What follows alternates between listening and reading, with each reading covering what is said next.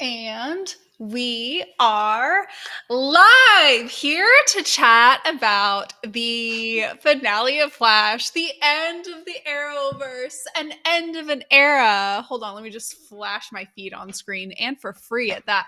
I am so excited to talk about tonight's finale of The Flash, and it's not because it was good.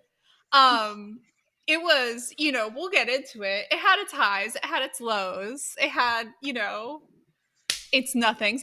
But it's just, it's the end of an era, guys. It's been 10 years. It's been 7 shows. The only thing still standing is Superman and Lois, which is like technically in a different universe or whatever. We're going to get into Superman and Lois as well, and everything else we have been watching for the last 2 weeks. Kate and Carey, I am thrilled to be here with you guys to wrap up this franchise. This show just ended. It's been less than 10 minutes. What are you all thinking? How have you been? I've been fine. I don't know exactly what I'm thinking.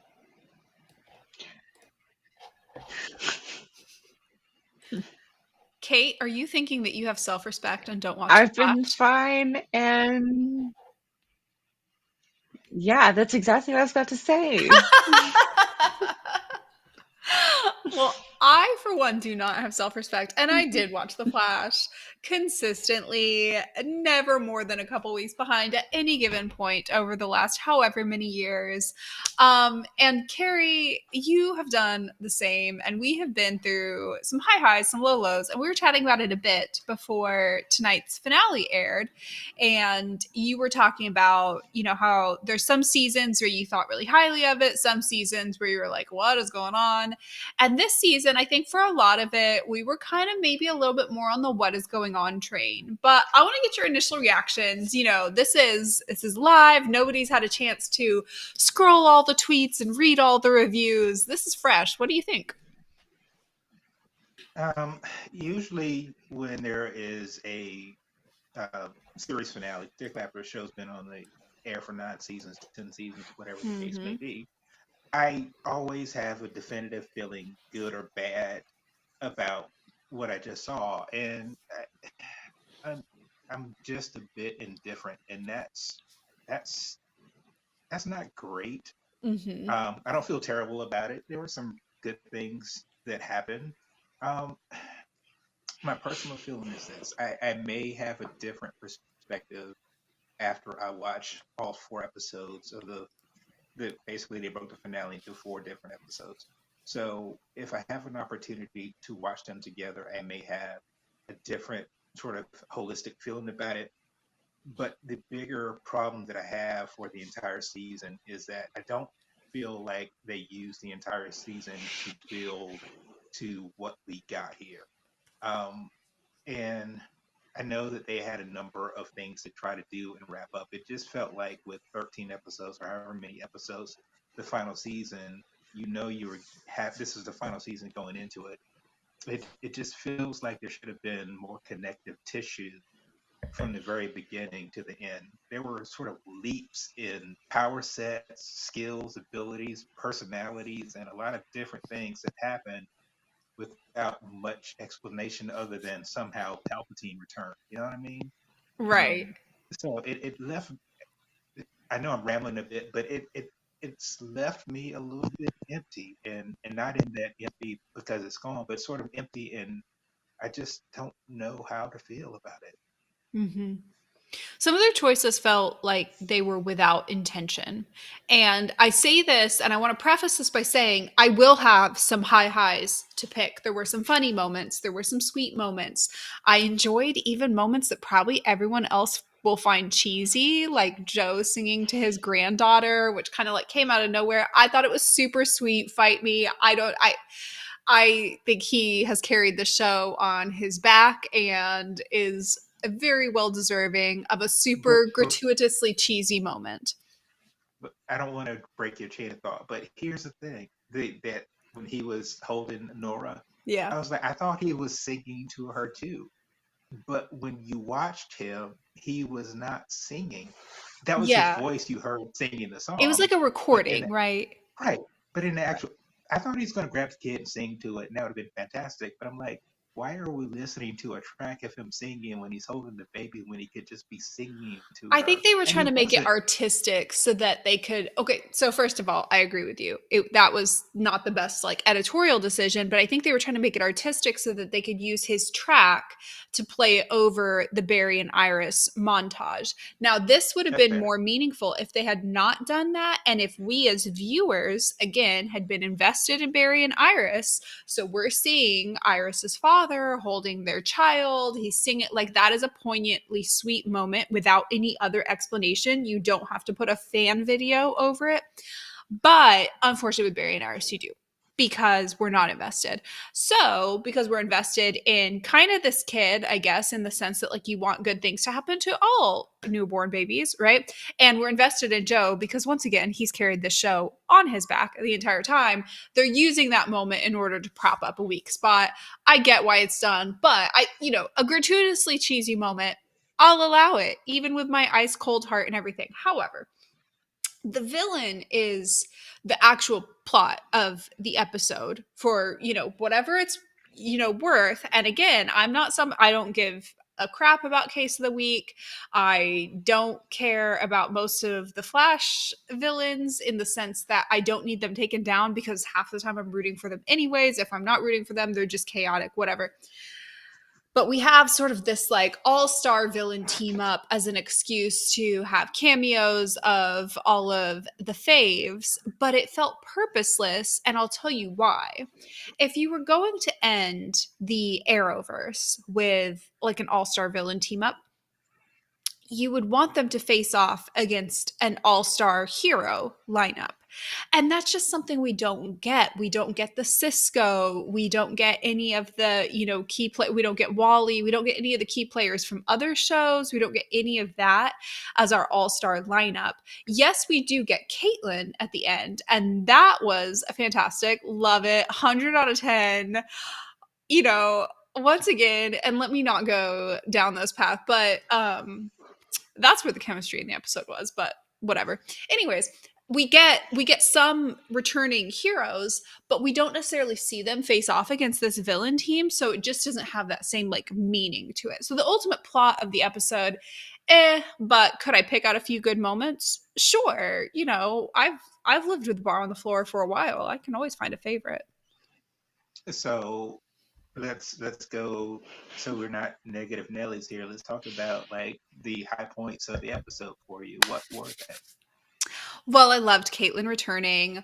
I really did. Okay, so we on this live, we've ragged on the like cheesy Barry pep talks a lot, right? We really, have noted that anytime anything goes wrong, somebody has to sit there and tell him to like be a good boy and believe in himself. However, the believe in the impossible piece, I mean, there's a reason that made it into the trailer. There's a reason that was the echoing thing in the beginning. And again, Keone is kind of a new character. So for her to have such a critical moment, like such a like, meaningful motivational speech right before he goes and does whatever, I thought that was really well done. That was nice. The proposal, I'm gonna count that as a high note. Is it kind of weird because we all kind of saw them as married this entire time? I guess, but still cute. I thought they were when he's like, I'm like, when they're having this conversation, I'm like, what are they doing? I'm like, I could have sworn they were married. Right? It freaked me out. It freaked me out. I had no idea. I had no idea they were not married. How are they living together with a kid at their big age and not married? But let me not sound Oh, like an 85-year-old granny right now. I mean, it's for me. It's not the kind of issue. I just assumed. I just thought they were. I had no freaking idea that they were not married. Were they not on my screen talking about playing dominoes? You can't do that if you're not married. Like, I just, sorry. Yeah. But I found that the proposal is sweet, but I'm always a sucker for a proposal. Fun fact, I could literally hate a ship, and most of the time I'll still enjoy their proposal and wedding scenes. Cause, like, what am I going to do? Be a hater? Yes, but still. So, i- is that the end of like the positives, or are there a couple more that you might have? You know, Tom Cavanaugh, always a high point. he can also go in the category of carrying the show on his back.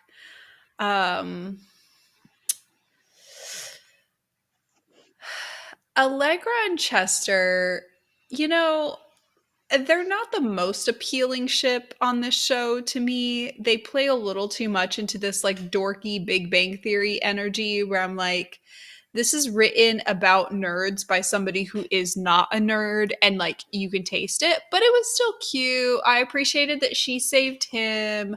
They got their little like Star Wars finale-esque kiss. You know, it is what it is. Cecile, always a high point, not necessarily even just because of what she does, but also just because she is so stunningly gorgeous. And I know I say that every time I mention her name, and that's because it is in fact true. Okay, your It turn. What are your certainly high is. points? My high points were, I mean, you got to start with the return of Caitlin Snow. I mean, it was long Cheers. overdue. This is water, You but know, cheers. and I know I said let's talk about the positive things, but you know what's sort of strange to me? It's like when Keon was talking. Well, I guess when they basically said that when Keon transferred to her true goddess persona, she no longer needed like the vessel, right? So I'm like, Right.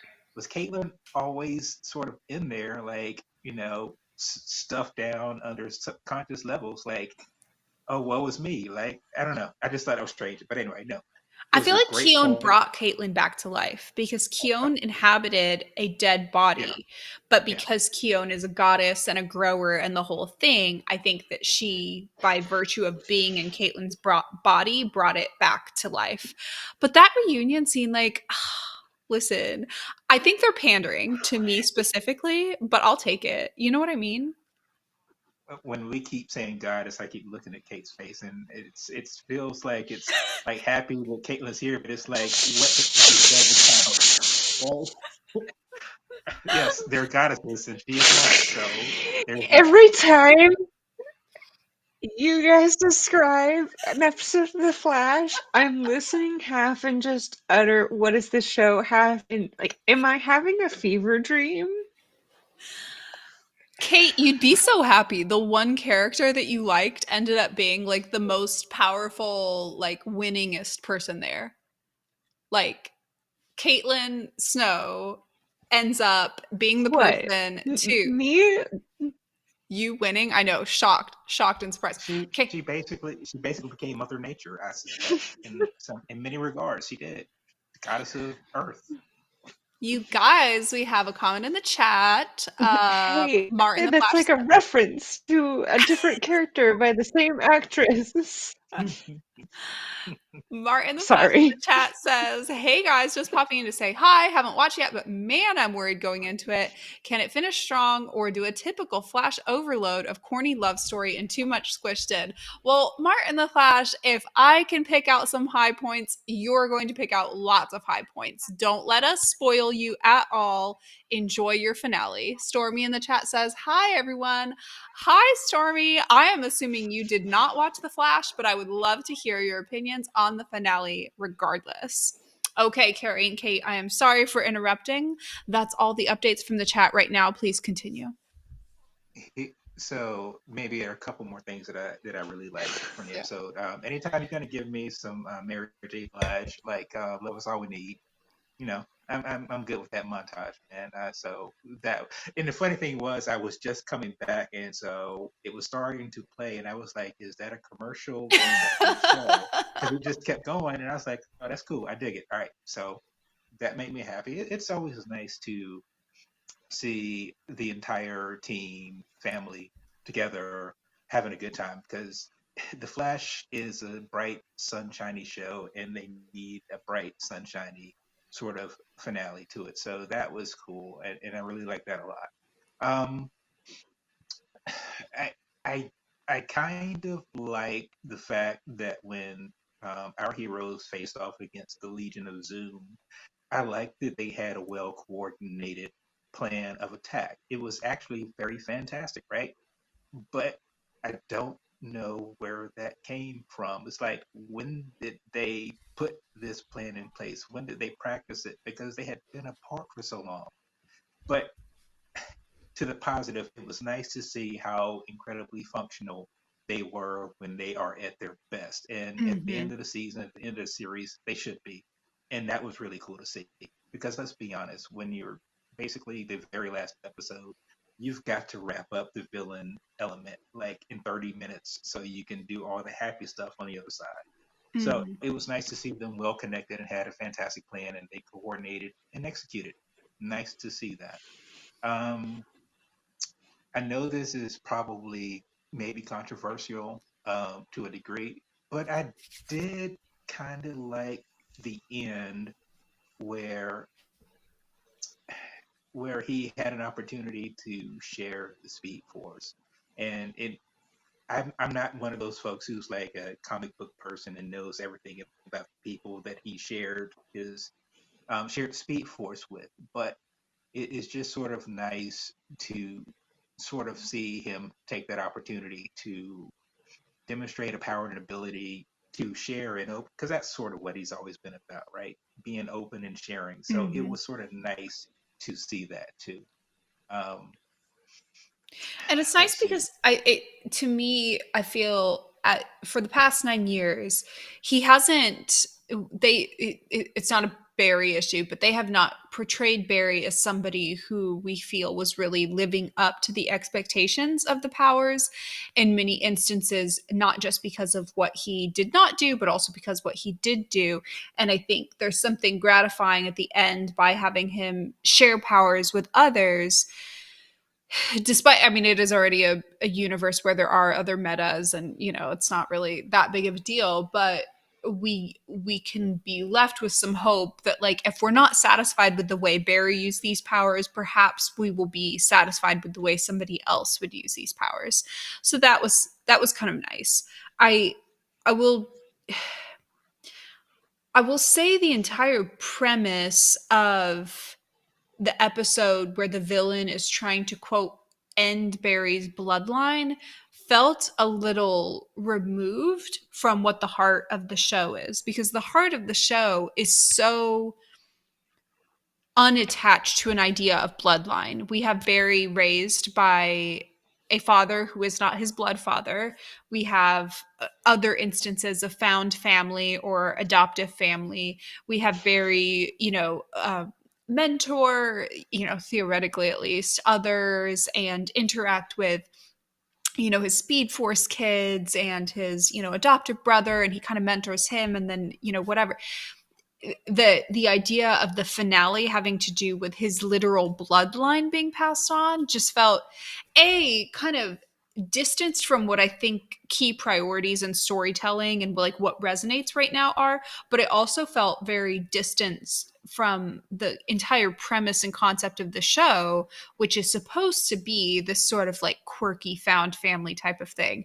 I get that it coincided with the birth of his daughter, so that, like, on a from a literal sense, it works on paper, but from a thematic sense and like a character progression sense and going beyond the, like, if this then that type of storytelling, I would not have taken that approach, even still coinciding it with the birth of his daughter. Yeah, and that also speaks to another element that I had when you're talking about the villain and its motivations. Basically, the villain is the negative Speed Force, and it's like if you made the villain an arrow, like, I don't know, like a weapon or something, not a Mm-hmm. person, or you know what I mean? It's Yep. like, okay, I have to hate Barry because he's the avatar of the Speed Force. And the only thing obviously that makes it personal is when you bring in Eddie Thawne to sort of exemplify that, and who probably has legitimate reasons to feel the way that he does, but it's still a villain that sort of feels detached from, I hate you just because I'm destined to hate you and I have to hate you, as opposed to these are the legitimate reasons why. It's sort of like surface level. It's like you want a villain that wants to do bad to the protagonist Mm-hmm. because there might be a healthy amount of hate, but they also have an objective Mm-hmm. and beyond that, right? And that's what we don't have here. And that's sort of where it felt a little bit flat for me, I think, now that I think about it. Yeah. Stormy in the chat says, if Barry lived, then I'm not happy. I'm sure he got the happy ending he didn't deserve. The Smoke Queen family deserved to be happy. So, yes, I'm bitter and owning it. I think the Smoke Queen family did at least end up happy in the end, but I could not agree more, Stormy. You're absolutely right. Barry did not earn his happy ending. Whether he was given one or not, I think on paper he was given one, but there are a couple moments in the finale where I think an experienced viewer may feel it's not quite as happy of an ending as you might think. I don't know. Carey and Kate, before we move into our news, Superman and Lois, and other segment, final thoughts on the Flash ending? Not dying, but ending. Hmm. It it's it again. I think I said it before. It just feels a little bit empty. Um, I guess the best thing that you could have said about the Arrow finale was that it was. I mean, it was fantastic. At Mm-hmm. least I thought. But you also had like, well, okay, the Flash is still on the air, and you still have that connection. It just I think I've said this before, and I probably say it like with sort of every show when you think about its finale, right? And you think about what was the point of the show, what was the message that they were trying to share, and to quite frankly, sort of what was the point, right? Um, and I I just I don't know, I just don't know. I'm probably gonna have to think a lot more about it and watch it again, but I just don't know what the point of it all was.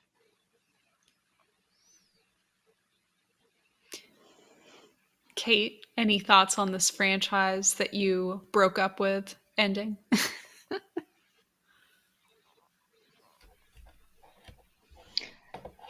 Other than, hey, we got to see pictures from far distant, maybe like if you squint a little bit of the OTA, and that's Yeah. my last loving connection with the Arrowverse. That's the only thoughts in my head about the Arrowverse ending is, oh, we got to see them one more time. Yes. So true. We also got some cute behind the scenes pictures posted by Kat McNamara saying, basically her, Felicity Smoke daughter esque goodbye to the Flash type of thing, which is super cute. It's very much giving like oldest daughter who remembers to send thank you notes when the parents don't type of energy. So love that. She had cute pictures with, I think, Grant Gustin, some of the other cast, Danielle. I don't know. You know what's gratifying about the Flash? Other than me like being right. Uh, all of my favorites are each other's favorites. So, for example, I love Cecile and the actress who plays her, and I also love Caitlin Snow slash all incarnations of Caitlin Snow, the actress who plays her, and they're friends with each other. Everybody that I like gets along with everybody and likes each other. Isn't that nice? I just think that's neat. It is time for news. Do we have any news? And I know this is backwards. We start with the Flash instead of news, but I mean, it's finale night. You can't hold it against me. Yes. So I have there's some behind the scenes kind of early, not really behind the scenes, but early sneak peeks of like some screenshots of the White King TV show, which mentioned way back. It's gonna be a King Arthur show based on the Brennan Cornwell novels. It's like a trilogy, and it's gonna be starring Ian DeCaster. I can Fits. never remember how to say his last name, but it's Fitz from Yes. Agents of Shield. So yeah, it's gonna be great. That sounds So amazing. I'm very excited to see that. Mm. Less impressive, but I will throw in there that the Golden Bachelor has been announced. That was my news. There's going to be a Golden Bachelor. It's going to be a bachelor between the ages of, I think, 55 and 60. I know they've already picked him. They just haven't announced who it is. And all of the Bachelorette contestants, I believe, are going to be like 55 and up or something like that. So it's going to be like a true senior bachelor. When I tell you guys, I'm not going to shut up about this show. I'm so excited. I am beside myself. We still have a lot to go before we get there. A wonderful Miss Charity from Georgia is going to be the Bachelorette starting in just a few weeks. So, very excited about that. She looks like a Barbie doll and is a family therapist and generally seems like a good person. I'm sure this show will wreck her and disappoint her in every way, but I personally will be entertained. So, that is what is important. Also, HBO Max has converted to Max for no apparent reason, just in time for the Succession finale. That's not really news so much as me negging them. And also, I think there's some drama related to Critical Role that we're just going to simply not get into right this moment. But, look it up if you are curious. And that leads us into any final news before we get into Soups and Low? Not so much news, but apparently Grant Gustin is joining the Comic Convention circuit. He's supposed to be in my neck of the woods in July. Hey, fun. I think he's only doing one day, but Amel is doing like a couple of days and a bunch of other folks. So maybe I'll bring them some beer and we can commiserate. That sounds like a great time. Please enjoy. Please let us know how it goes.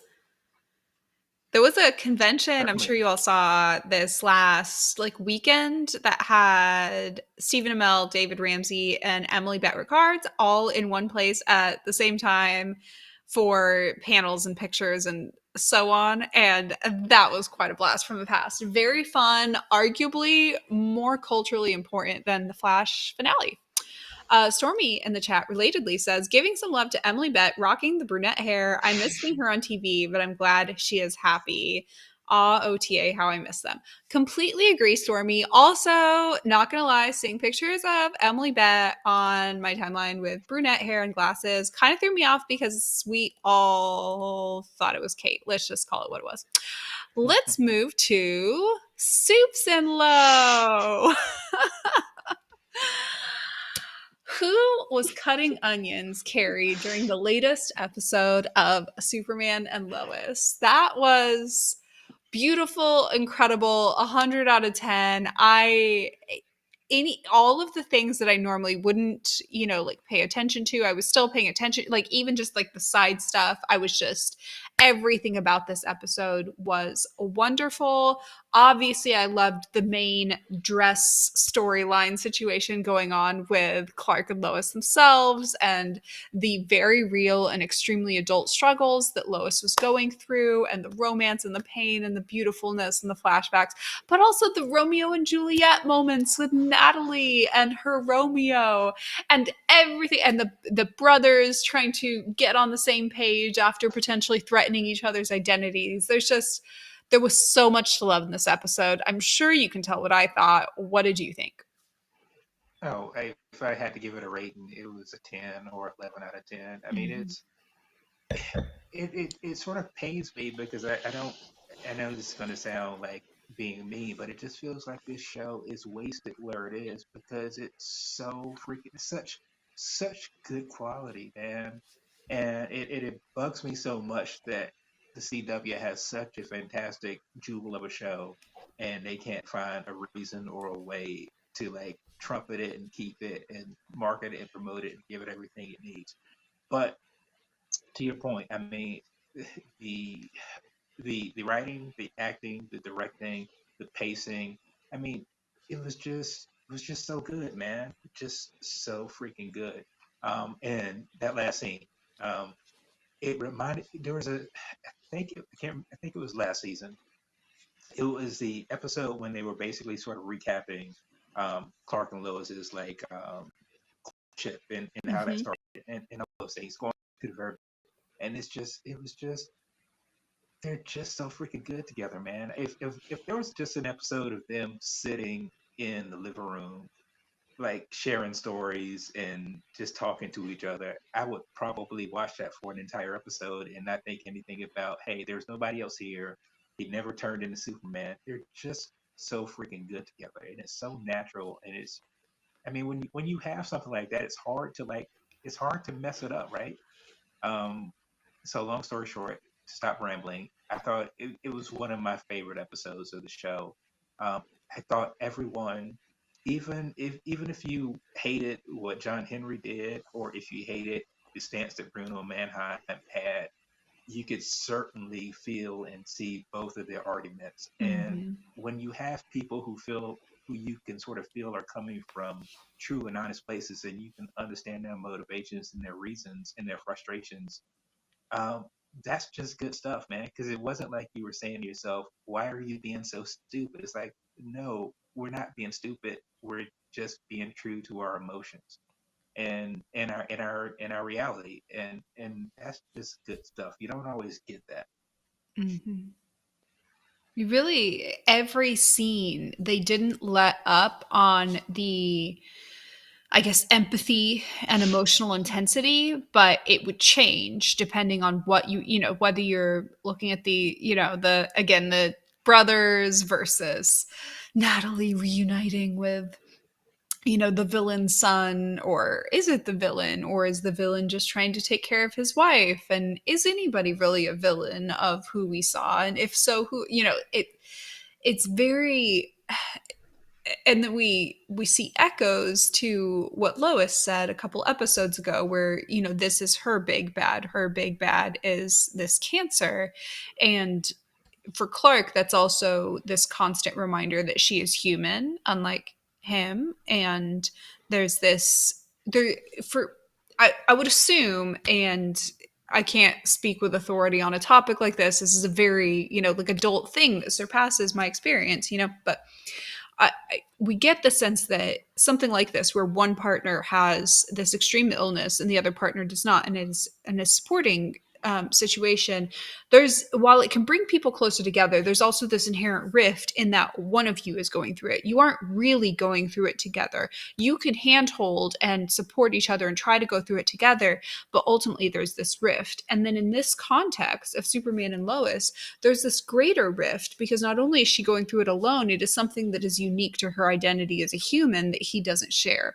So I think in episodes like this, where we're talking about him seeing her as beautiful, and again, she's his representation of humanity, so she is him, his love for her is representing his love for humanity, and he's saying that he's still loving her, in parentheses, humanity, even when it is sick, struggling, hurting, not able to share the same intimacy back. That is just really, really interesting and layered. And they give the time and the space between the sentences to really let that sort of sink in and let the audience understand without being like directly told and finger pointed that this is what's going on.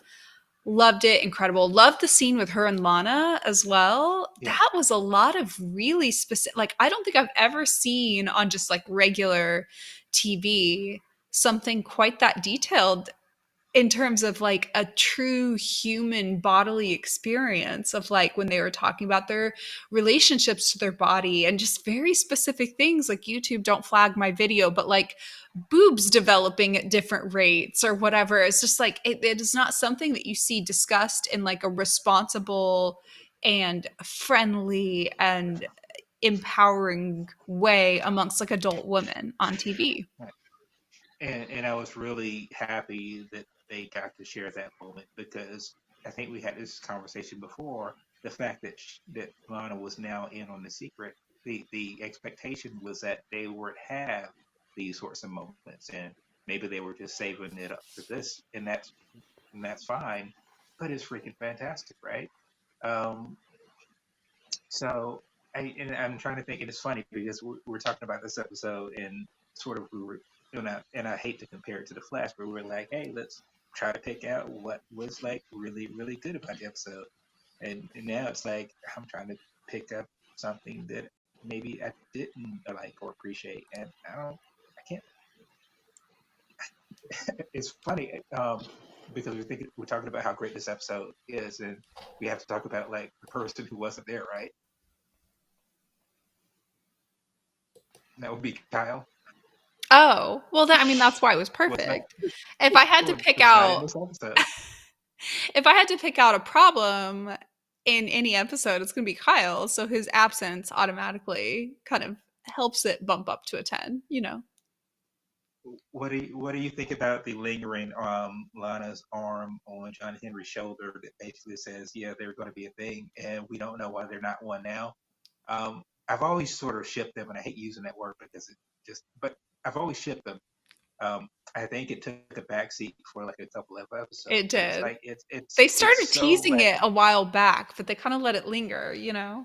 yeah. I mean, it's right there for everyone to see, and it's starting to feel sort of organic, and natural. Hmm. Um, I'm not It's one of also those folks who hot. thinks, They are two very hot people yeah, together. That is a yeah, really like physically attractive pairing. They've got good chemistry together. That's believable. So if we contrast this, and I hate bringing up Kyle on an episode he wasn't even on because it's my chance to ignore him, but if we contrast this with Kyle and Chrissy as this sort of like weird, like, okay, so you picked up the youngest girl in town, like, congrats, have your gold star, you're weird, right? If you contrast it with that, where there's not really any major chemistry. It's just like, okay, Chrissy is quirky, so she's like carrying this on her back by being interesting. And then you look instead at John Henry and Lana, where it's like they've had these conversations of like friendly, fun, talking about parenting, talking about when she wanted to go to that concert. They have like a physical presence with each other that feels like very interesting and like, oh, okay, I could see this working. I could see you guys being closer. I could see that 100 out of 10. All in favor so of. And also, you know, they're not going to let Lana be single for too long because, well, for the same reason that they wouldn't let Barry and I mean, Caitlin yeah, be in the same you frame don't together. you don't cast attractive people to a show and then tell them to repel each other. That's not Right. how this works. Yeah. Well, we have a what's the metaphor, an embarrassment of riches, whatever. We've got a lot to talk about. And there's one thing I'm going to say I'm quite excited to not talk about per se, but to hear about. And that is Kate's thoughts on Queen Charlotte. Now, Carey and I both got a chance to hear that she was watching it this week. We both got a bit of a preview as to what she might, you know, think about it, but there's still some mysteries there. So Kate, I'm going to give you a chance to collect your thoughts while I read a little anecdote from Stormy in the chat, who says that she's currently watching the Vanderpump Rules reunion and she feels like trash for watching it, especially since she didn't watch previous seasons. Stormy, do not feel like trash for watching the Vanderpump Rules reunion. I have been listening to podcasts about Vanderpump Rules without having watched a single episode, never once, not a single moment of Vanderpump Rules in my entire life. I just want to follow the drama. So own it, enjoy it, be entertained. There are no guilty pleasures, and the mention of guilty pleasures is a fantastic segue to the Bridgerton universe. Kate, tell me what you thought of Queen Charlotte. All right, listen, there wouldn't have been a Christmas tree, and I'm going to die on this hill. So, for some context, Cammie was kind of saying, "No, Kate, you'll probably like it more than season 2," but even more so, my mom was pushing me, and she specifically knows that I have a specific interest in British history and where different things have come in through culture. Mhm. And so she knew I had started. She knew where I was getting as I was getting there. And all of a sudden, she just hears me go, and I run down the stairs and go, "There would never be a Christmas tree." And she goes, "Yeah, I was expecting that. I was waiting for that one." It would have been Prince Albert, the husband of Queen Victoria. I can let it rest now. I'm so sorry. But Don't in actual apologize for where commentary you of are. the quality of the show, um, for actual the show, uh, I liked it better than season two. It's hard for me to qualify, like compare one in this because I think, to be honest, they've done something really interesting where it has a tone and similar kind of editing and things like that that the Bridgerton show had, Mhm. but the actual focus is a lot less. It just didn't feel the same. The focus was far more on the individuals and their stories and filling you in, which I mean kind of makes sense. It is more of a prequel story than a just focused into the main timeline. Um, but I was interested. I didn't hate anybody. I will say I actually, which kills me as just to say this, is he the best? Is he the three leads, male leads? Is he the best? I mean, the bar's on the Am I, floor, so I mean, maybe. the bars is it's on the floor, and That's I okay. will. Simon's still up there. I don't know. I, Even Simon had some issues. Simon had a lot of issues. None of them are Yeah, good, and that's what the problem is. yeah, yeah, it is. I think that, to be honest, he was the most charming, to me. The Was the latest one, and George. The latest one was the most charming, and his inability to voice any of his emotions and talk in a human-like manner comes from it's a more understandable restraint. Hmm. There was more context of both societal pressures pushing him to remain silent, Hmm. as well as historical context. Just that it did make more sense. It still was frustrating, but And it feels it like a was more nice ode to understandable. the books of the time, the books that are set in that time period, not the books of the time, Yeah. but the Julia Quinn and company type of books that are set in that time period that always has this like mysterious, duke or whatever guy who like doesn't communicate his emotions for the first two-thirds of the book. And most of the time, there's absolutely no reason for him to be mysterious, be silent, be smoldering in a corner, whatever. He just is. And in this, we get Hmm. a lead male who is doing that, but there is a rationale for it. And the rationale is optional in the way that historical accuracy is optional. Like, are the paintings on the wall reflective of the time? No. Would there have been a Christmas tree? Perhaps not, whatever. But if everything's good enough and the chemistry is good enough, you can ignore a lot of crap, as they have asked us to do in seasons 1 and 2, for example. So it is nice that they could have got away with him acting like that without a really good like character reason, but they chose to still give him a character reason, and I thought that was lovely. And he and Charlotte are super flawed, don't get me wrong, I just like them anyways. Hmm. Hmm. I have a kind of a leading question for you, Mhm. which you posed to me, and I'm going to pose it right back. How do you feel about Charlotte's personality? So Charlotte's personality, both young and old, strikes me as the personality that is given to villains. Her behavior is separate from this. I'm not talking about her behavior, wherein she sometimes does good things and she sometimes does bad things and she sometimes says good things and she sometimes says mean things, whatever. I'm talking about her personality. She has the personality of somebody who is a villain, but she is not a villain in any traditional sense. But you know how, Kate, you and I have said this, and Carey, I think we've talked about this as well. Sometimes we'll like a female character and they'll do something that we don't mind, but we kind of like flinch a bit because we're like, the audience is going to hate that. I found myself every single line that she was saying. It's like, I personally don't have a problem with this. I really like you. I'm going to have to log on to every form of social media and be forced to see people hate you because you're doing all the things that people hate women for. And I had to kind of let that go by episode 2 because I was like, she's not going to say things the nice way, and she's not going to be non-abrasive, and she's not going to be consistent, and she's not going to be, like, she's sometimes going to be a bit hypocritical. Or you also pointed out, Kate, sometimes her age and maturity seems to fluctuate, and it's all the things that everybody always hates women for. And I just had to let myself be free to love her anyways, and not dread those moments of like, I'm going to be the only one that tolerates this and enjoys this, right?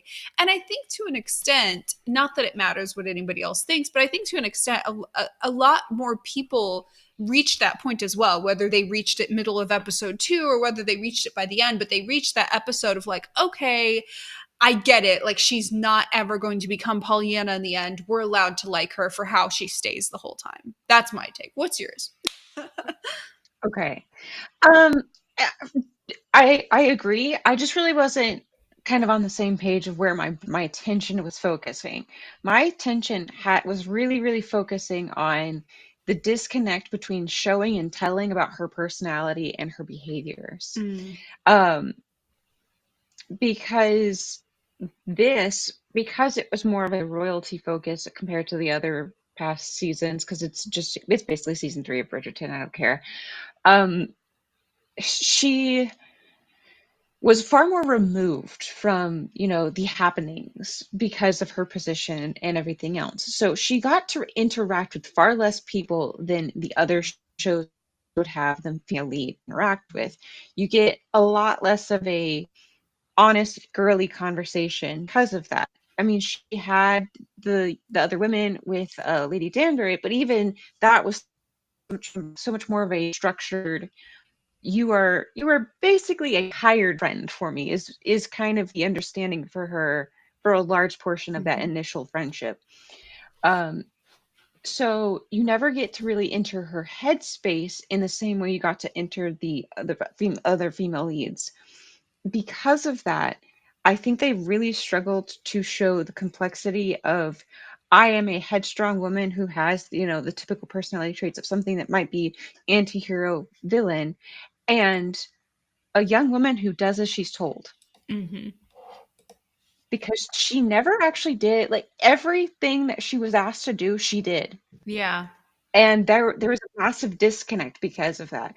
And it might be because I have watched so much YA and this kind of other thing that I anticipate this very headstrong, this very willful character to, like, ignore and fight and really, really put up a long-standing fight against what she should be doing or what she's being told she should be doing for way longer, and it would have been a thing. But as much as I actually liked that they just got, like, around the I'm not going to marry him, and they didn't string that up for episodes and episodes because that would have kind of bogged down the point. Even after that, for a lot of the time, she would just do as other people said and then do it as if she was winning, or as like she would be told to marry him, and but she would do it anyways. There is do it in her own way, or be queen, but then she'll be queen in her own way. Yeah, she would. Yes, exactly. And in an essence, I liked that, but there was something about how it was presented that did feel disconnected to me, and I had a hard time pinning it down. But because of it, her character seemed very inconsistent. And you can pin it on the fact that she was 17, and they sometimes leaned into the fact that she was 17, and sometimes completely forgot that was a thing. And I think that caused a lot of my disconnect with the character. It's not that I disliked her character specifically. It was more of, I think they tried to rush a character arc for her in those 6 episodes and never really got to understand her motivation for a lot of them. And she they never let shorter season than some of the others. And that kind of leads into episode 4. To me, was kind of a poorly used episode. I normally don't have any issues with, like, they do the re-editing of the scene where you use the old clips, but you cut them down and then you show what's happening on the other side of the story. Great. But it was too long. They did that the entire episode, And so it felt like one really long montage, or like what you missed last week's episode type deal, Yeah. that I as kind of dark and brutal as some of the things that happen in episode 4 that you're getting to see happen in the Hmm. background, From another it perspective. all from another perspective, exactly. It just felt so rushed, Hmm. and there was never any time to breathe about it. So you just see him meet with the doctor and agree to go through the treatments with the doctor, and then you see the 3 cuts in between, and then it's like the torture, that the treatment that he's going through, and then 3 cut scenes in between to get you to the next point. I think there's a balance because on the one hand, they're trying to communicate that rushed feeling that the individuals in the storyline feel, where they're on a time crunch. This all has to happen within a couple days. And also trying to flesh it out properly so as to show a different perspective.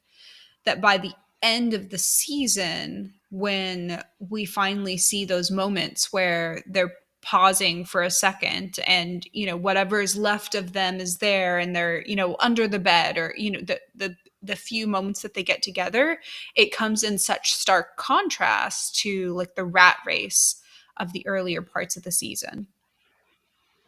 Yeah, I can see that, and I even when I was watching it, I was understanding why they chose to do it. I think the rate at which they had to do it, and the 2 episodes shorter than the normal season, I think it definitely left a different effect Mm-hmm. on the story.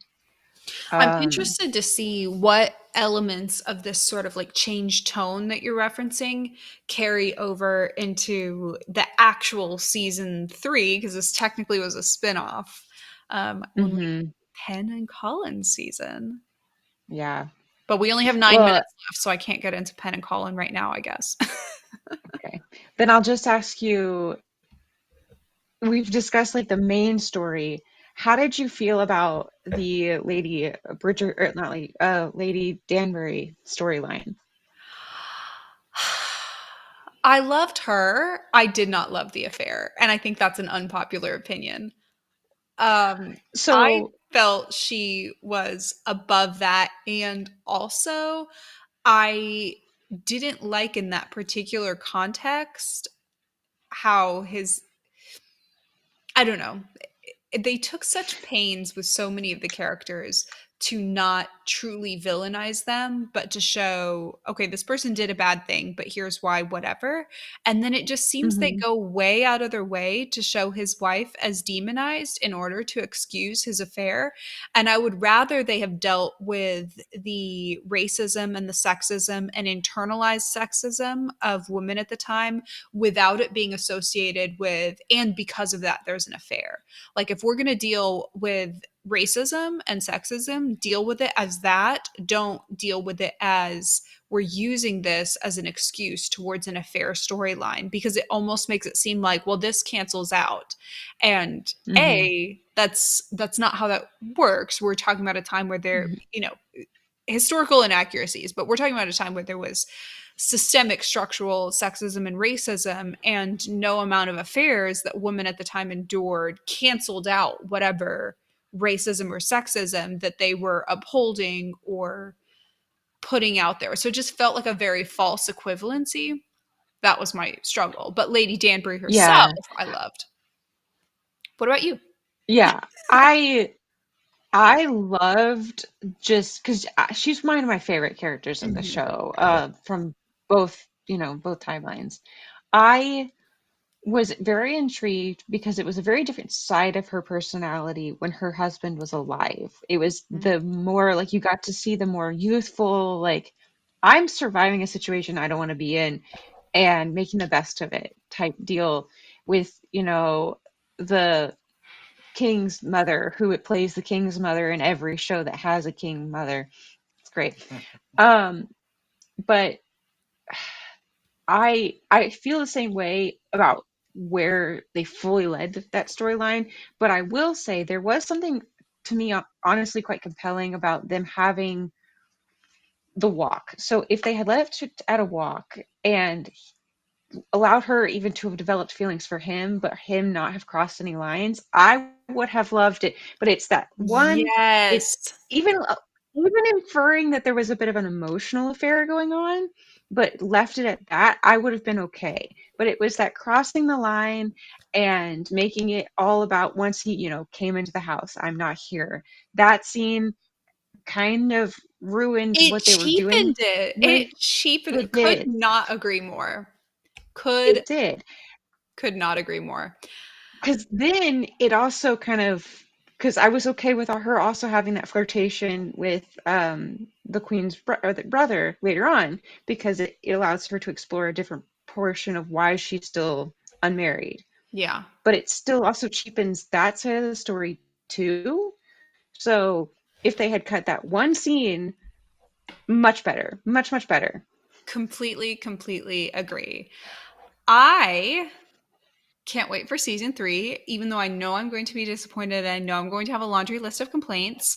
Speaking of seasons where I'm going to have a laundry list of complaints, I did put Selling Sunset in the title. I know we only have a couple minutes left. I'll take 60 seconds to mention that the latest season of Selling Sunset was the best season yet because it didn't have Christine in it. Speaking of sexism and racism, we are free. The evil is defeated. We can now deal with ridiculous drama like Jason having all 3 of his ex-girlfriends work together and manage each other, and him eating off of one of his employees' plate rather than ordering dinner, and Chriselle calling Nicole a crackhead on a Netflix television. And these are, like women with $150,000 worth of like Juvederm in their face right now, calling each other crackheads. There's just something so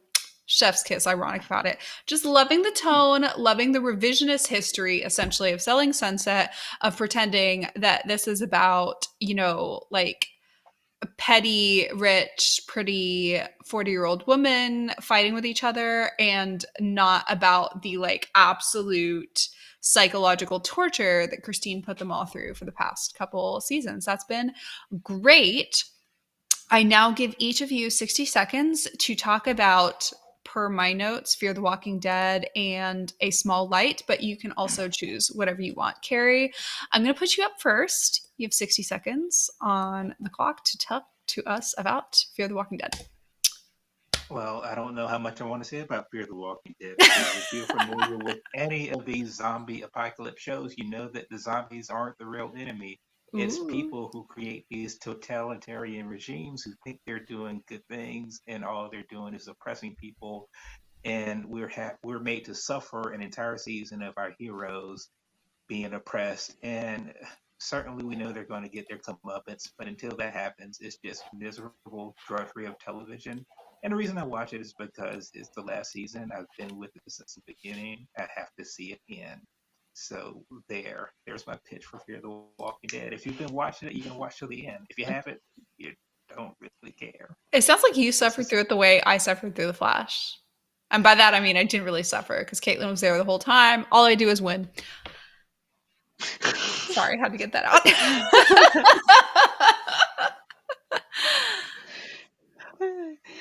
um, so for me, I will say a Small Light. That is the show I was talking about before, focusing on the young woman who hid the Frank family during the World War II. It's a really great show. I think the finale actually came out yesterday. I haven't watched the last 2 episodes, that be included. Uh, Obviously, I got into watching it because S.D. Heim of the band Heim is doing the executive music production, so whatever. And of course, the music is great, but the story is also really well done. Uh, the acting is spectacular. There are some moments where it's the younger actors, and you can feel that they're younger, more inexperienced, but for the most part, it is really well done. And it shows both, how they found moments of levity, how they got through this, how different people chose different ways of helping. kind of fighting and resisting. And it's a really interesting show, and it has a good amount of romance with it too, where it's following her and her husband, and the kind of early days of their marriage and kind of dealing with that as well. It sounds amazing. I definitely have it on my list. And with that, I will leave that on the list. We have Succession ending. We have Cruel Summer returning. We have Love and Death ending. And that is definitely going to be a key topic of our upcoming chat in 2 weeks. I hope you all have a wonderful holiday weekend, a wonderful kickoff to your summer. I know I will, because Cruel Summer is returning. I'll see you all. Bye.